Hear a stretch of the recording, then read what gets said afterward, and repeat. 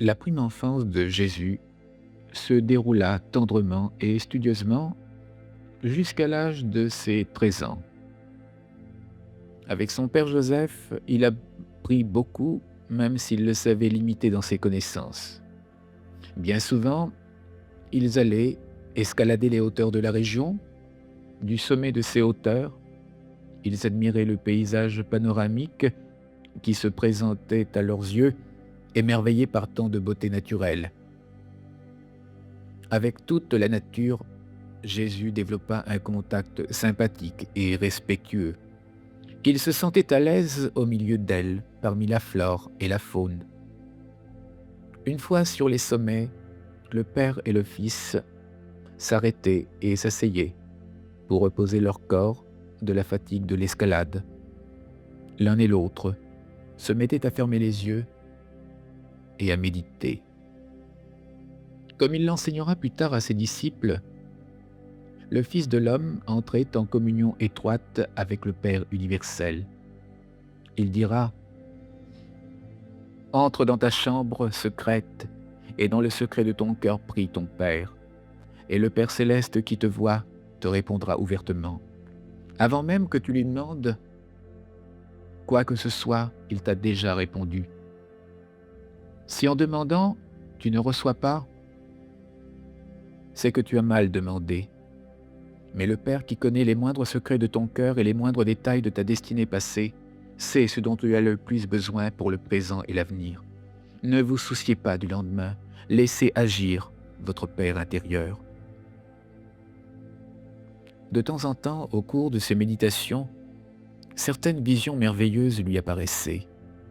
Jésus ne savait pas encore très exactement ce que c'était. À son père, il lui demanda un jour quelques explications à propos de ses visitations en rêve.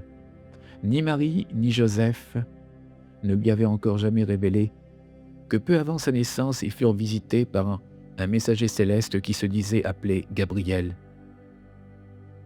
Le père de Jésus se contenta de lui répondre « La parole de Dieu ne vit que dans ses prophètes.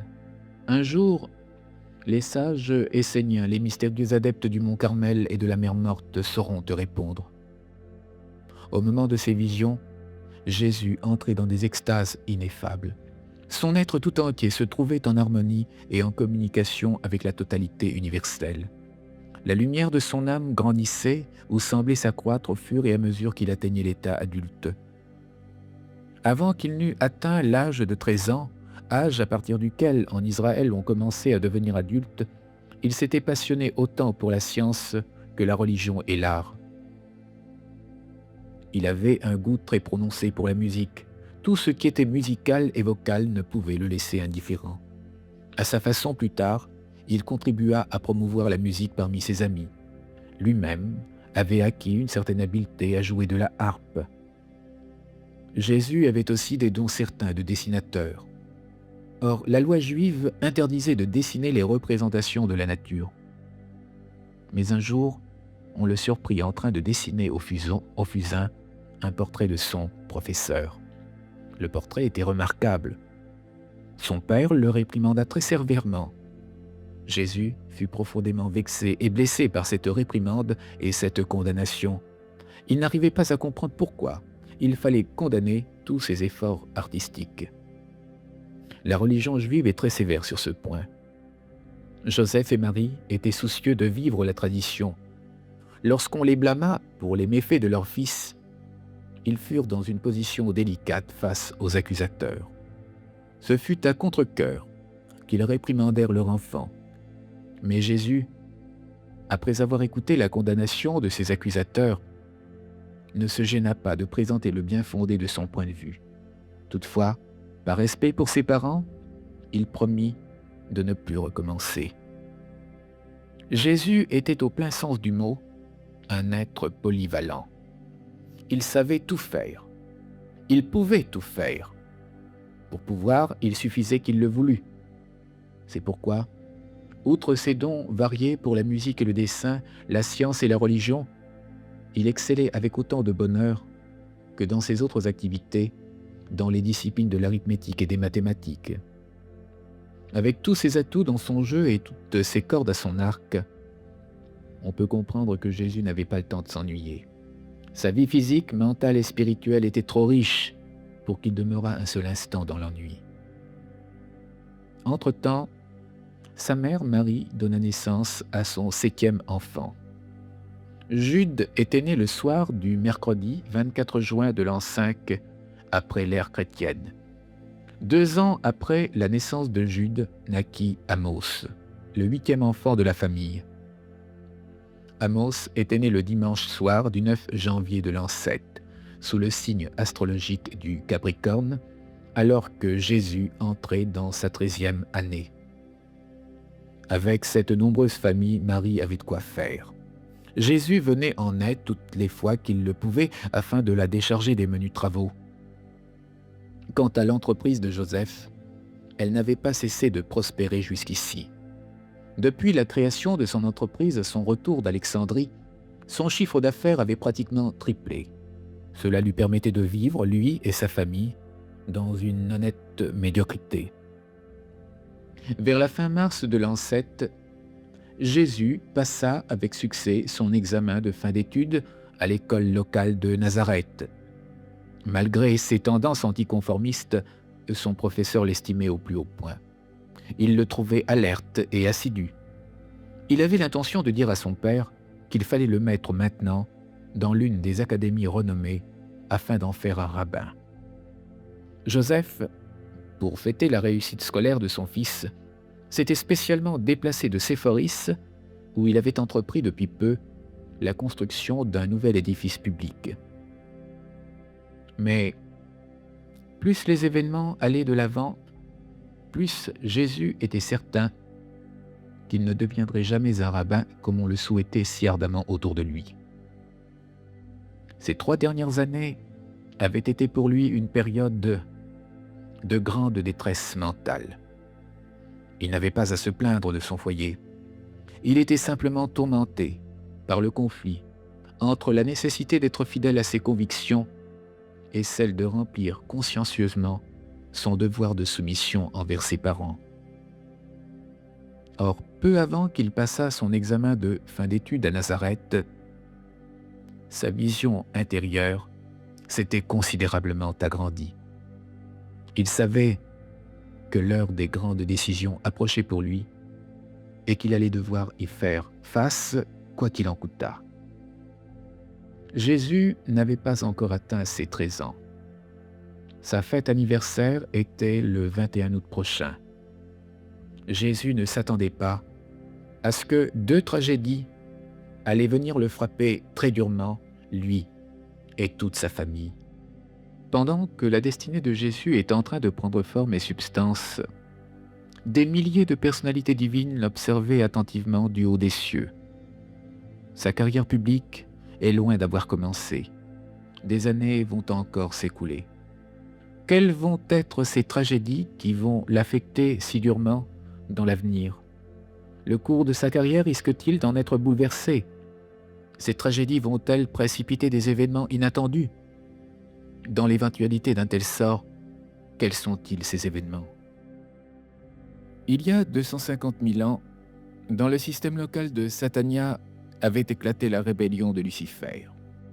Satania est un des 100 systèmes locaux appartenant à l'une des 100 constellations organisant administrativement l'univers local de Nébadon, engendré par l'activité créatrice du Christ Michael.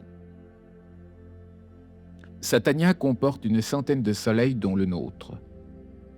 Lorsque l'insurrection luciférienne avait éclaté, Lucifer, qui était un pèlerin descendant de l'éternité, un ange de lumière de la classe des fils l'Anonandèque primaire, engendré par le Christ lui-même, Lucifer avait ordonné au Satan, maître de notre soleil, de se rendre sur notre planète d'habitat physique afin d'y soutenir sa cause.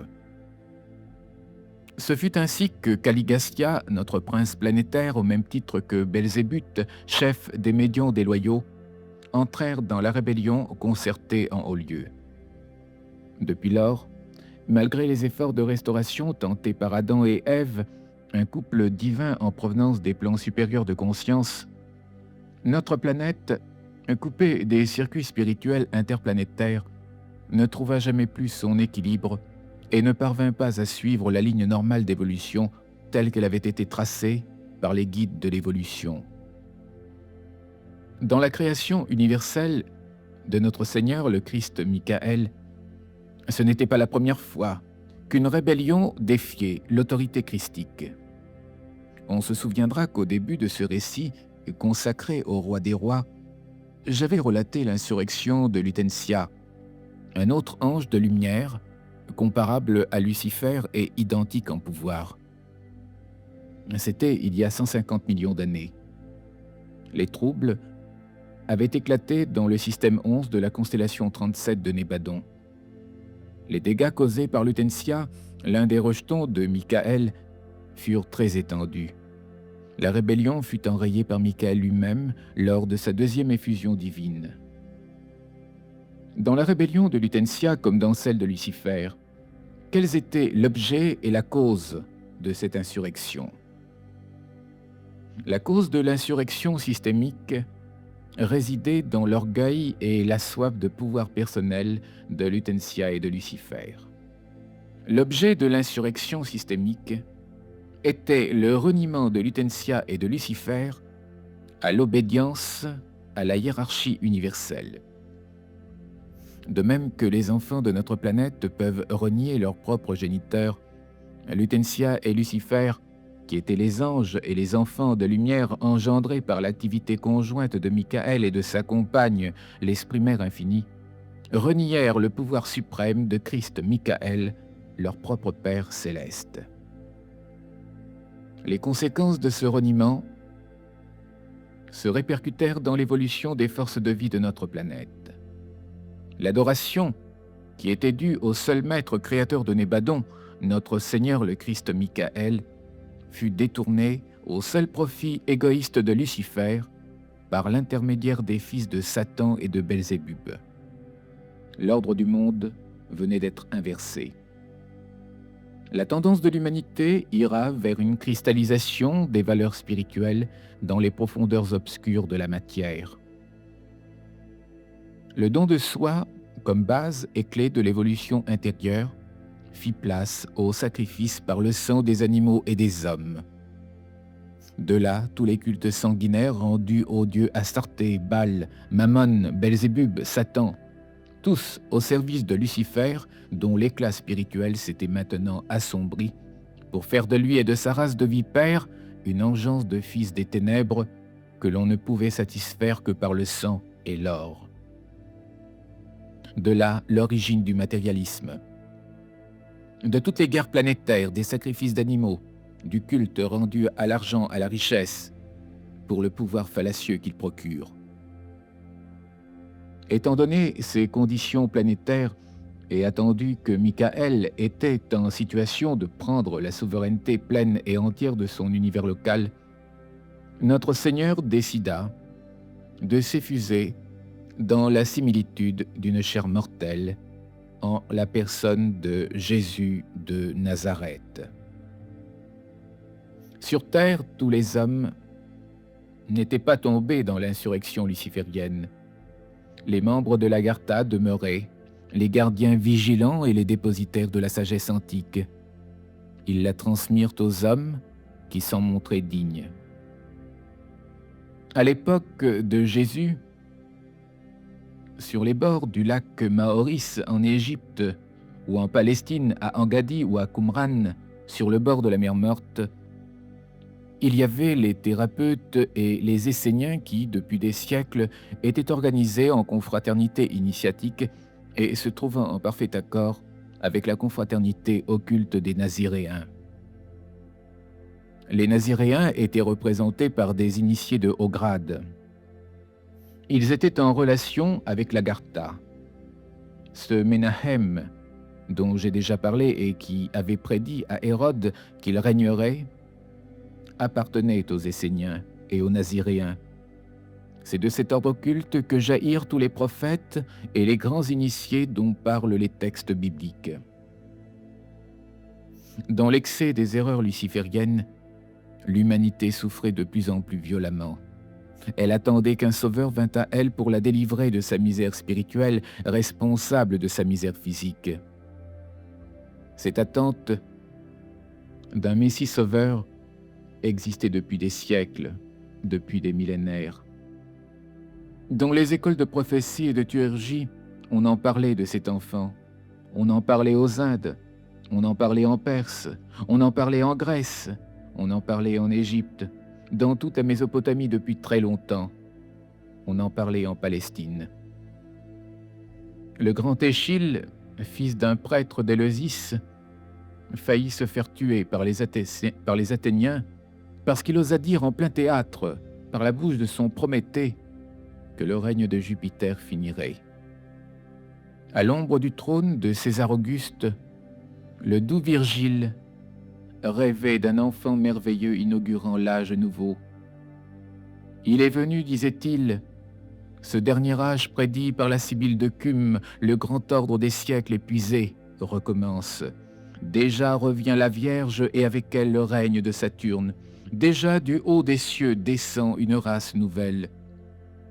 Cet enfant dont la naissance doit bannir le siècle, de faire et ramener l'âge d'or dans le monde entier, daigne chaste Lucine le protéger, déjà revient Apollon.